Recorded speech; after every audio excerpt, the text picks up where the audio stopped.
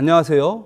전국에 계신 그리고 해외에서도 함께 방송에 참여하실 재림 성도 여러분 반갑습니다. 2025년 1기 마지막 교과입니다. 한 기 동안 하나님의 사랑에 대해 연구하면서 정말로 많은 감동과 은혜를 경험하게 되어서 기뻤습니다. 함께 보시면서 응원해 주시고 기도해 주심에 감사했습니다. 한 기 동안 좋은 시간을 허락해 주신 하나님께 감사드리며 마지막 시간을 시작하겠습니다. 13가 사랑은 율법의 완성이라. 기억절 말씀입니다. 피차 사랑의 빛 외에는 아무에게든지 아무 빚도 지지 말라. 남을 사랑하는 자는 율법을 다 이루었느니라. 로마서 13장 8절. 이번 과는 하나님의 품성의 사본인 율법과 그분의 속성인 사랑, 그 둘 사이의 관계성을 살펴볼 것입니다. 이 주제는 평생을 신앙생활하면서 수없이 많이 듣고 배운 것이라 뻔하다고 생각할 수 있지만 사랑을 실천하는 것이 왜 율법의 완성인지에 대해 성경을 근거로 매우 체계적으로 정리해주고 있어서 자세히 연구하신다면 흥미롭게 살펴볼 수 있고 그 안에서 은혜와 감동을 발견할 수 있을 것입니다. 우리가 이제 살펴볼 내용을 요일별로 요약하면 다음과 같습니다. 일요일 소재에서는 율법은 사랑을 근거로 하고 있으며 관계 속에서 행복과 번영과 풍요를 경험케 하는 것임을 살펴볼 것이고요. 월요일 소재에서는 율법과 죄사함의 역학관계를 살펴보면서 죄인이 어떻게 율법을 훼손하지 않으면서 은혜와 용서 안에 거하게 되는지를 살펴볼 것입니다. 화요일 소재에서는요, 율법이 우리의 삶 속에서 실현되게 하기 위하여 우리 안에서 역사하는 내적 은혜에 대해서 살펴볼 것이고요.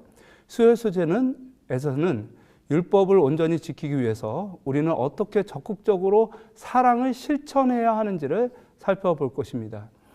목요일 소재에서는 율법이 온전히 실현될 때 사랑의 공동체는 어떤 모습이어야 하는지를 살펴볼 것입니다. 교과를 시작하면서 먼저 성경절을 살펴볼 것인데요. 로마서 13장 8절에서 10절입니다. 피차 사랑의 빛 외에는 아무에게든지 아무 빚도 짓지 말라. 남을 사랑하는 자는 다 율법을 이루었느니라. 간음하지 말라, 살인하지 말라, 도둑질하지 말라, 탐내지 말라 한 것 그 외에 다른 계명이 있을지라도 내 이웃을 내 자신과 같이 사랑하라 하신 그 말씀 가운데 다 들었느니라. 사랑은 이웃에게 악을 행하지 아니하나니 그러므로 사랑은 율법의 완성이니라. 이 본문은 우리에게 이웃에 대한 사랑을 실천하는 것이 율법의 완성이며 율법을 온전히 이루는 것이라고 말합니다. 이 말씀은 율법과 사랑은 분리해서 생각할 수 없고 율법을 제정하거나 정의할 때 사랑을 근거로 해야 한다는 말씀으로 이해할 수 있습니다.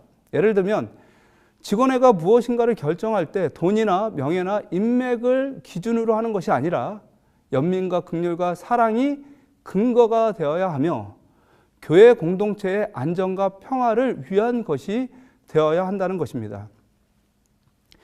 여러분, 사도 바울이 스데반을 죽이기로 결정할 때 그것은 하나님을 위한 것이라고 생각을 했습니다. 그러나 사람을 죽이는 일은 결코 사랑의 하나님을 위한 것이 될 수가 없습니다. 교과에서 보듯이 만약에 누군가가 동정심의 근거에서 결정할 수 없습니다 라고 한다면 그것은 긍휼의 하나님의 본성과 맞지 않는 결정인 것입니다. 로마서 10장 3절 4절에 보시면 하나님의 의를 모르고 자기의 의를 세우려고 힘써 하나님의 의에 복종하지 아니하였느니라. 4절에 그리스도는 모든 믿는 자에게 의를 이루기 위하여 율법의 마침이 되시니라 라고 되어 있는데요. 이 말씀을 통해서 보면 이 사도 바울의 사례를 생각해 본다면 사도 바울은 회심 전에 하나님의 의도 모르면서 하나님의 영광을 위한다고 하면서 스데반을 죽인 것입니다. 사실 그것은 하나님의 의에 복종하지 않는 것이었습니다. 왜냐하면 하나님의 동정을 근거로 해서 결정한 것이 아니기 때문입니다. 무슨 말인가? 율법은 의의 표준이고 그 근거가 사랑에 있다는 것입니다. 세상에서는 율법을 지키기만 하면 도덕적으로 완전한 사람으로 인정받지만 성경은 율법을 지키는 동기까지 중요하게 봅니다. 율법을 이기적인 이유로 지키는 것이 아니라 예수님을 믿는 믿음을 바탕으로 지킬 때 하나님 앞에서 온전히 의로운 사람으로 인정받을 수 있는 것입니다.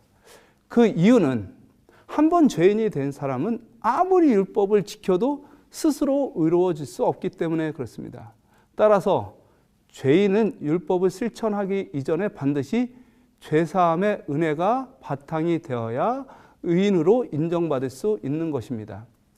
로마서 5장 8절에 우리가 아직 죄인 되었을 때 그리스도께서 우리를 위하여 죽으심으로 하나님께서 우리에 대한 자기의 사랑을 확증하셨느니라고 말합니다. 연민과 긍휼과 은혜가 율법과 의의 근거가 되듯이 예수님처럼 죄인을 사랑하는 마음으로 남을 사랑할 때 우리는 율법의 완성을 경험할 수 있는 것입니다. 일요일 사랑의 법. 표를 보시면서 생각해 보시기 바랍니다. 사람이 산다는 것은 사랑하는 것이며 사랑은 혼자 할 수 없기에 사랑의 대상이 필요하며 그들이 함께 사랑하며 살기 위해서는 반드시 율법이 필요합니다. 사랑의 율법 안에서 생명은 유지되며 생명이 번영할 때 하나님의 나라가 세워집니다. 하나님의 율법은 추상적이거나 관념적인 개념이 아닙니다. 매우 실제적이며 관계적입니다. 이는 성부와 성자와 성령 하나님이 하나로 존재하게 할 수 있게 하는 본질이며 하나님과 인간이 함께 공존하는 방식이자 사람과 사람이 공존하며 한 마음으로 살아가는 원리이자 원칙입니다. 이 원칙은 삼위일체의 관계 속에서부터 나와서 에덴 동산에 나타난 품성의 사본입니다. 창세기 2장 17절에 선악을 알게 하는 나무의 열매는 먹지 말라 내가 먹는 날에는 반드시 죽으리라 하시니라. 하나님과 사람의 관계를 정의하는 말씀이고요. 18절에 여호와 하나님이 이르시되 사람이 혼자 사는 것이 좋지 아니하니 내가 그를 위하여 돕는 배필을 지으리라. 사람과 사람 사이의 관계를 정의하는 말씀입니다. 하나님과 관계를 위해 선악과를 먹지 말라 하셨고 아담에게 하와를 만들어 주어서 함께 살도록 하심으로 함께 살아가는 법을 가르쳐 주었습니다. 그 이후 죄지어 율법을 잃어버린 인류에게 율법을 다시 주시기 위하여 이스라엘 백성을 부르시고 애굽에서 구원하셨습니다. 그리고 이스라엘 백성들에게 그 구원하시는 은혜와 사랑을 기초로 십계명을 주신 것입니다. 출애굽기 20장 1절에서 17절에 나온 십계명은 에덴에서 아담과 하와에게 주었던 것, 삼위일체의 관계 속에서 나온 것과 똑같은 것입니다. 십계명을 살펴보면 첫째 계명부터 넷째 계명까지는 하나님과 인간이 함께 살기 위한 원칙을 제시하신 것이고 다섯째 계명부터 열째 계명은 사람들이 공존하며 안녕과 행복을 경험하는 원칙으로 가르쳐 주신 것입니다. 이 계명은 결코 변하지 않으며 영원한 나라를 온전히 유지시켜 줄 수 있는 근본 원리입니다. 그래서 예수님께서도 이렇게 말씀하셨습니다. 마태복음 22장 37절에서 40절에 예수께서 이르시되 내 마음을 다하고 목숨을 다하고 뜻을 다하여 주 너의 하나님을 사랑하라 하셨으니 이것이 크고 첫째 되는 계명이요 둘째도 그와 같으니 내 이웃을 내 자신과 같이 사랑하라 하셨으니 이 두 계명이 온 율법과 선지자의 강령이니라. 이 강령이라는 말은 요약한다라는 말입니다. 요약한다. 하나님을 사랑하는 것과 이웃을 사랑하는 것은 온 율법의 요약이라는 것입니다. 그러니까 율법을 지킨다는 것은 스스로 존재하는 것이 아니라 하나님의 존재케 하시는 사랑으로 존재하는 것이며 이웃과 함께 그 사랑을 나누며 함께 사는 것을 의미하는 것입니다. 그러므로 율법을 지킨다는 이유로 혼자서 산에 가서 돌을 닦으며 사는 것은 율법을 지키는 것이 아닙니다. 율법을 지킨다고 하면서 스스로 고행하면서 괴롭게 하는 것도 율법을 지키는 것이 아닙니다. 율법을 지킨다고 하면서 혼자만 신앙 좋은 사람인 것처럼 다른 사람을 업심여기며 배려도 하지 않고 은혜도 없다면 율법을 지키는 것이 아니라고 하는 것입니다. 예수님께서는 율법의 온전한 순종과 성취의 결과를 이루시기 위해서 다음과 같이 기도하셨습니다. 요한복음 17장 21절입니다. 아버지여, 내 아버지께서 내 안에, 내가 아버지 안에 있는 것 같이 그들도 다 하나가 되어 우리 안에 있게 하사 세상으로 아버지께서 나를 보내신 것을 믿게 하옵소서. 22절에 내게 주신 영광을 내가 그들에게 주었사오니 이는 우리가 하나 된 것 같이 그들도 하나가 되게 하려 함이니라. 23절에 곧 내가 그들 안에 있고 아버지께서 내 안에 계시어 그들로 온전함을 이루어 하나가 되게 하려 함은 아버지께서 나를 보내신 것과 또 나를 사랑하신 것 같이 그들도 사랑하신 것을 세상으로 알게 하려 함이로소이다. 율법이 온전히 우리 안에서 지켜질 때 우리는 삼위일체가 하나 된 것처럼 우리도 관계 속에서 온전한 사랑을 경험하게 될 것입니다. 월요일서지 율법은 거룩하고 의롭고 선하다. 월요일서지에서는 율법과 이 죄사함의 역학관계를 살펴보면서 죄인이 어떻게 율법을 훼손하지 않으면서 은혜와 용서 안에 거하게 되는지를 살펴보게 될 것입니다. 우리가 살펴본 대로 율법은 함께 살기 위해서 주어진 원칙입니다. 율법을 어기고 순종하지 않을 때 죄인은 하나님과 함께 할 수 없을 뿐만 아니라 의인들과도 함께 할 수 없고, 만약 죄인이 공동체와 함께 한다면 그 공동체는 보존될 수 없고 결속력이 사라지게 될 것입니다. 그러나 하나님의 법의 기초는 사랑이며 이 사랑은 죄인까지도 함께하고자 하는 속성을 지닌 것입니다. 다시 말해 율법을 어긴 죄인은 함께할 수 없지만 사랑의 속성이라는 것은 죄인과 함께 하려고 한다는 것입니다. 어떻게 사랑의 율법이 죄인을 외면할 수 있는가? 율법이 사랑이라면 죄인을 외면할 수 없고, 죄인은 율법을 어기고 함께 살 수 있는 원칙을 잃어버림으로 외면당한다는 것입니다. 이 둘은 상반되는 것 같지만 예수님의 십자가 안에서 조화를 이룰 수 있습니다.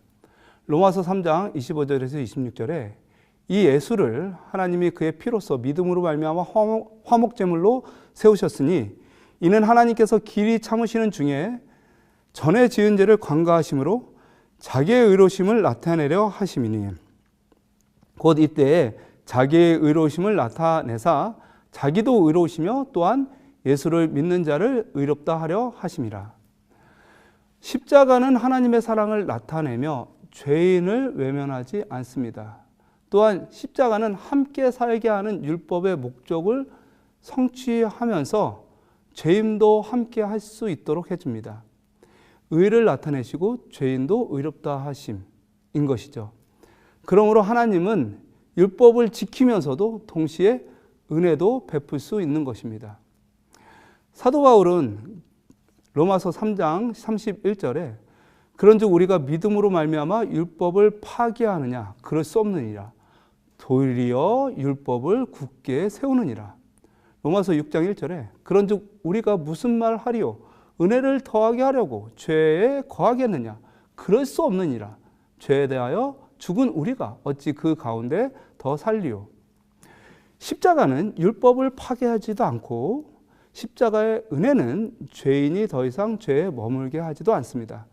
그래서 십자가가 죄인에게 용서를 베푼다고 해서 법이 무효화되는 것이 아니라 오히려 법이 더욱 확립되는 것입니다. 로마서 7장 7절에 그런즉 우리가 무슨 말 하려? 율법이 죄냐? 그럴 수 없느니라. 율법으로 말미암지 않고는 내가 죄를 알지도 못하였으니 곧 율법이 탐하지 말라 하지 아니하였더라면 내가 탐심을 알지 못하였으리라. 율법이 없다면 죄를 알지 못하기 때문에 은혜가 필요 없습니다. 은혜가 없다면 율법의 참 목적인 죄인과 공존됨을 이루지 못하기 때문에 율법과 은혜는 영원히 함께하게 되는 것입니다. 마태복음 5장 18절에 진실로 너희에게 이르노니 천지가 없어지기 전에는 율법의 1.1획도 결코 없어지지 아니하고 다 이루리라. 마태복음 5장 17절입니다. 내가 율법이나 선지자나 폐하러 온 줄로 생각지 말라. 폐하러 온 것이 아니요 완전케 하려 함이로다. 그래서 예수님은 법을 없애려 오신 것이 아니라 완전케 하러 오셨다고 말씀하시며 율법의 1.1획도 없어지지 않을 것이라고 말씀하십니다. 로마서 7장 12절에 이로 보건대 율법은 거룩하고 계명도 거룩하고 의로우며 선하도다. 하나님의 법은 사랑, 의로움, 선함, 거룩함이라는 하나님의 완전한 성품을 나타냅니다. 이 돌에 새겨진 이 율법은 변하지 않는 하나님의 성품과 사랑에 기초한 그분의 도덕적 통치에 대한 증거입니다. 그러므로 죄인인 우리가 하나님과 함께 살기 위해서는 예수님의 은혜 안에서 율법을 우리의 마음에 새기고 예수님께서 우리를 사랑하신 것처럼 우리도 서로 사랑해야 하는 것입니다. 화요일서지 율법과 은혜. 화요일서지에서는 율법이 우리의 삶 속에서 실현되도록 하기 위해 우리 안에서 역사하는 내적 은혜에 대해서 살펴볼 것입니다. 우리는 율법이 은혜와 대립되지 않으며 오히려 율법과 은혜가 하나됨의 목적을 가지고 서로를 보완하고 있음을 살펴보았습니다. 은혜로 말미암아 율법이 훼손되지 않고 율법을 지키는 것이 은혜와 상관이 없는 것도 아닙니다. 그러므로 은혜도 축복이며 율법도 축복입니다. 하나님은 우리가 율법과 은혜 안에 거하기를 원하십니다. 고대 이방신들은 변덕스럽고 잔인하여 재물과 인신 재물을 원했지만 오직 하나님은 우리의 축복과 행복을 원하시며 당신의 사랑이 우리 속에 새겨져 변화되기를 원하십니다. 그래서 하나님은 이스라엘 백성들에게 율법을 돌판에 새겨서 주었습니다. 그러나 그들은 그 율법을 마음에 새기지 못하고 결국 율법을 버리고 언약을 깨뜨렸습니다. 그래서 예레미야 선지자를 통해서 새 언약의 율법을 마음에 새겨줄 것을 약속하여 주셨습니다. 예레미야 31장 31절에 여호와의 말씀이니라 보라 날이 이르니 내가 이스라엘 집과 유다 집에 새 언약을 맺으리라. 32절에 이 언약은 내가 그들의 조상들의 손을 잡고 애굽 땅에서 인도하여 내던 날에 맺은 것과 같지 아니할 것은 내가 그들의 남편이 되었어도 그들이 내 언약을 깨뜨렸음이니라. 여호와의 말씀이니라. 33절에 그러나 그날 후에 내가 이스라엘 집과 맺을 언약은 이러하니 곧 내가 나의 율법을 그들 속에 두며 그들의 마음에 기록하여 나는 그들의 하나님이 되고 그들은 내 백성이 될 것이니라. 여호와의 말씀이니라. 그런데 이 율법을 우리의 마음에 새기기 위해서 반드시 이 내적인 정결과 죄성의 제거가 필요합니다. 죄는 율법을 싫어하며 율법은 죄인의 마음에 거할 수가 없습니다. 로마서 7장 22절 23절인데요. 내 속사람으로는 하나님의 법을 즐거워하되 내 지체 속에 다른 한 법이 내 마음의 법과 싸워 내 지체 속에 있는 죄의 법으로 나를 사로잡아 오는 것을 보는도다. 24절 오라 나는 공고한 사람이로다. 이 사망의 몸에서 누가 나를 건져내랴. 이 고백은 사도 바울이 회심 후에 쓴 글입니다. 그는 예수님의 은혜를 깨닫고 복음 사명을 위해 헌신적으로 선교하였습니다. 그럼에도 불구하고 이와 같은 고민을 하였습니다. 하나님의 법을 즐거워하지만 죄의 법으로 말미암아 또다시 넘어짐을 깨닫게 되었습니다. 하나님의 법을 사랑하는 마음과 죄의 법이 동시에 있어서 하나님의 법을 마음에 새기는 일이 그 어려움을 겪는다는 것을 알게 되었습니다. 그러나 사도 바울이 그 절망의 순간에 소망을 발견하는데 로마서 8장 1절입니다. 그러므로 이제 그리스도 예수 안에 있는 자에게는 결코 정죄함이 없나니 2절 이는 그리스도 예수 안에 있는 생명의 성령의 법이 죄와 사망의 법에서 너를 해방하였음이라. 예수님의 은혜가 죄와 사망의 법을 해결함으로 율법을 마음에 새기고 보존하는 일이 온전하게 됨을 알게 되었습니다. 율법은 우리의 죄를 드러내지만 예수님의 필요를 더욱 느끼게 해줍니다. 율법이 없다면 죄를 알 수도 없고 예수님의 구원도 필요가 없습니다. 그래서 죄인은 예수님의 은혜로 구원받고 율법이 필요 없어지는 것이 아니라 율법을 더욱 마음에 새김으로 예수님의 은혜가 죄인에게 얼마나 고마운 것이었는지를 매일 깨달을 수 있게 되는 것입니다. 또한 예수님의 은혜는 죄인이 율법을 마음에 새길 수 있도록 죄와 사망의 법에서 해방시켜 줍니다. 죄인은 율법을 감당할 수 없지만 예수님의 은혜는 죄인에게 소망과 위로와 용기를 주는 것입니다. 그러므로 우리는 율법의 선물을 겸손함으로 받아야 하며 예수님의 은혜를 감사함과 만족으로 가치 있게 여겨야 합니다. 수요일, 사랑은 율법의 완성이라. 수요일 소재에서는 율법을 온전히 지키기 위해 우리가 어떻게 적극적으로 사랑을 실천해야 하는지를 살펴볼 것입니다. 율법을 온전히 이루는 사랑은 단순히 감정적인 애정이나 개인적인 친절을 넘어서 하나님과 이웃을 향한 헌신적이고 실천적인 사랑을 의미하는데요. 이 성경에서 말하는 사랑, 이 아가페 사랑은 자기 희생적이며 행동으로 드러난 사랑을 말하고 있습니다. 그렇다면 율법을 완전히 이루는 사랑이 실제적으로 어떻게 나타나는지 몇 가지 측면에서 살펴볼 수 있습니다. 첫 번째, 이웃을 배려하는 사랑입니다. 로마서 13장 8절에 피차 사랑의 빚 외에는 아무에게든지 아무 빚도 지지 말라. 남을 사랑하는 자는 율법을 다 이루었느니라.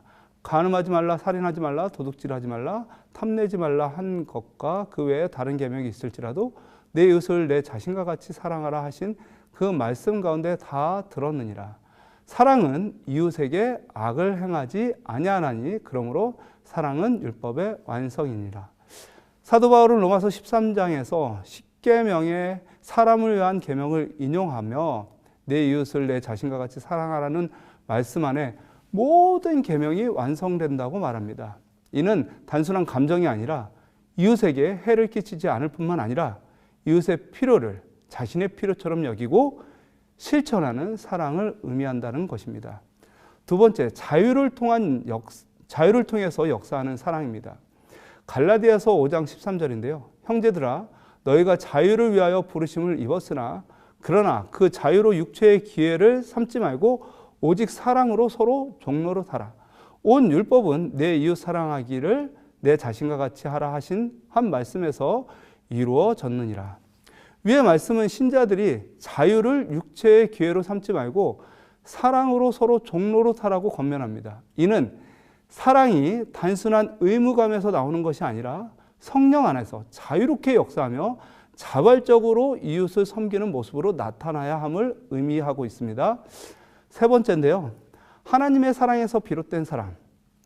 요한일서 4장 19절입니다. 우리가 사랑함은 그가 먼저 우리를 사랑하셨습니다. 사랑은 단순한 인간적인 노력으로 가능한 것이 아니라 하나님께 받은 사랑이 우리 안에서 흘러나와야 함을 이야기해 주고 있습니다.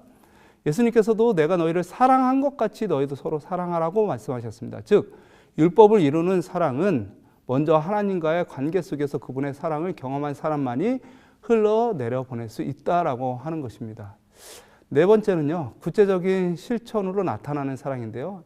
야고보서 2장 15절에서 16절입니다. 만일 형제나 자매가 헐벗고 일용할 양식이 없는데 너희 중에 누구든지 그에게 이르되 평안히 가라, 덥게 하라, 배부르게 하라 하며 그 몸에 쓸 것을 주지 아니하면 무슨 유익이 있으리요. 사랑은 단순한 말이 아니라 감정이 아니라 구체적인 행동으로 나타나야 함을 말씀에서는 얘기해 주고 있습니다. 굶주린 형제나 헐벗은 자를 보고도 따뜻한 말만 하고 아무런 행동을 하지 않는 것은 참된 사랑이 아니라고 하는 것이죠. 다섯 번째는요, 성령을 따라 행하는 사랑입니다. 갈라디아서 5장 22절에 오직 성령의 열매는 사랑과 희락과 화평과 오래 참음과 자비와 양선과 충성과. 율법을 온전히 이루는 사랑은 인간의 본성에서 나오는 것이 아니라 성령을 따라 행할 때 가능해집니다. 성령의 열매 중에 첫 번째가 사랑이며 이는 하나님의 뜻을 따르는 삶에서 자연스럽게 맺히는 열매입니다. 이 다섯 가지를 결론적으로 살펴봤을 때 율법의 완성은 단순한 감정이 아니라 하나님의 사랑을 기반으로 한 성령의 도우심으로 말미암은 적극적인 이웃에 대한 사랑의 실천과 섬김이라고 하는 것입니다. 더 나아가서 예수님의 가르침을 좀 더 살펴보겠습니다. 마태복음 23장 23절인데요. 화 있을진저 외식하는 서기관들과 바리새인들이여 너희가 박하와 회양과 근처의 11조는 들이되 율법에 더 중한 바 정의와 긍휼과 믿음은 버렸도다. 그러나 이것도 행하고 저것도 버리지 말아야 할지니라. 24절에 맹인된 인도자여 하루살이는 걸러내고 낙타는 삼키는도다. 예수님께서 말씀하신 율법에 더 중한 바, 그것은 정의, 긍휼, 믿음.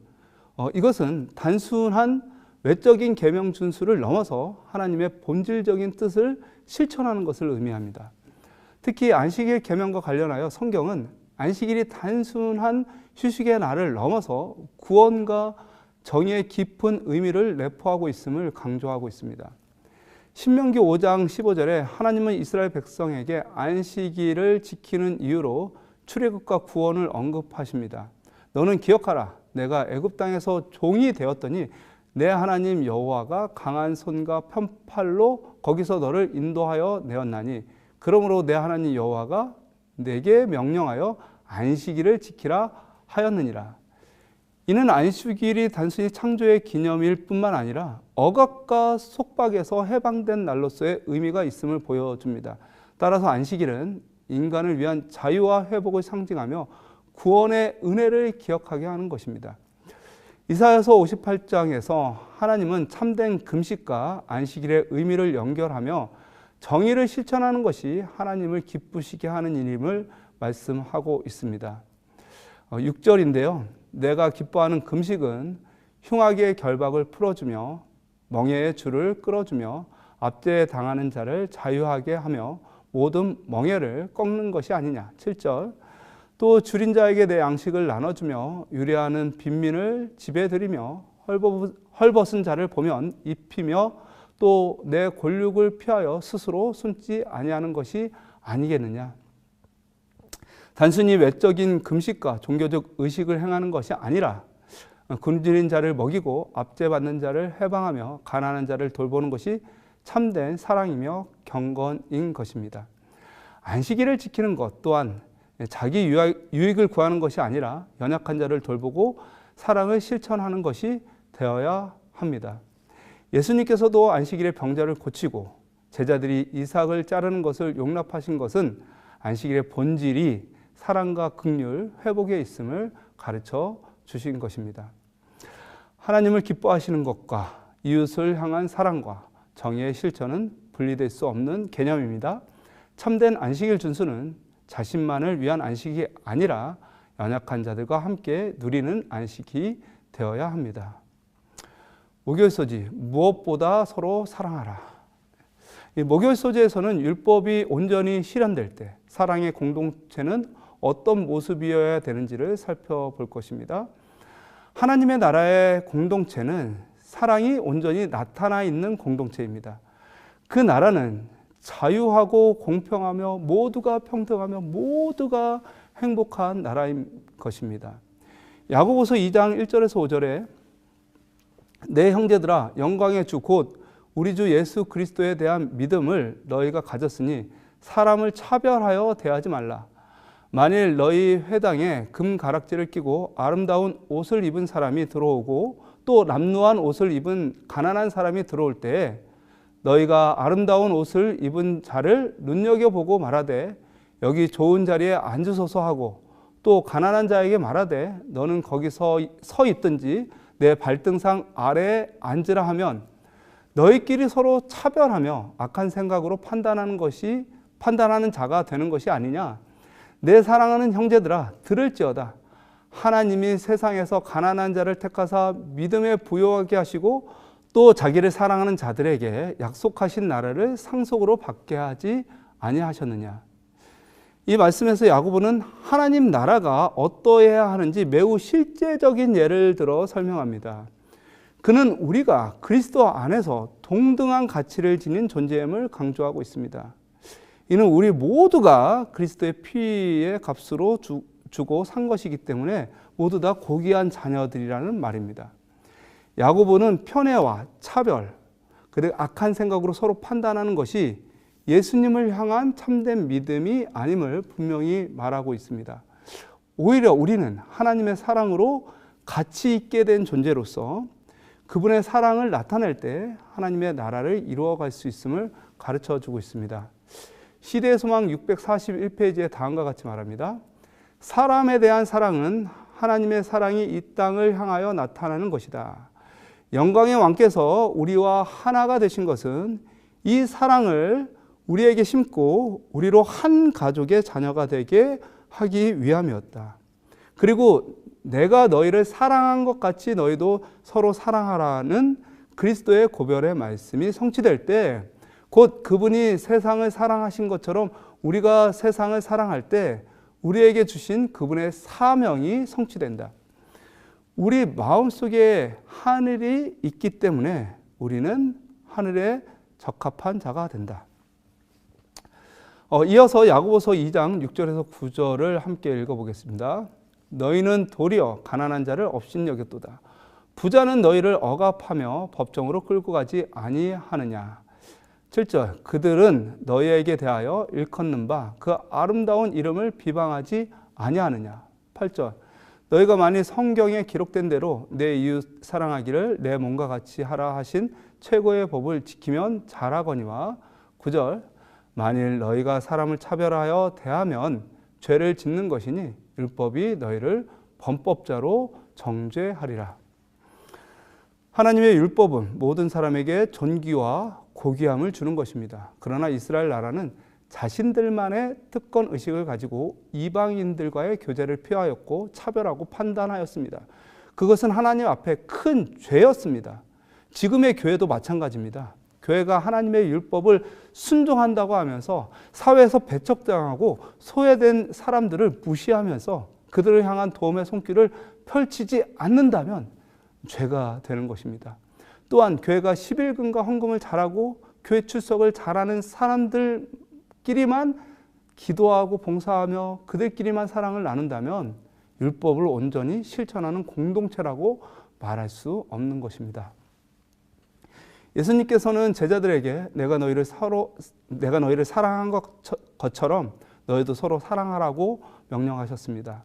그리고 너희가 서로 사랑하면 모든 사람이 너희가 내 제자인 줄 알 것이다 라고 말씀하셨습니다. 그리스도께서 세상을 사랑하신 것처럼 우리도 세상을 사랑할 때 우리는 참된 예수님의 교회가 될 것입니다. 이것이야말로 예수님을 따르는 것이 무엇인지를 우리에게 알려주는 강력한 말씀입니다.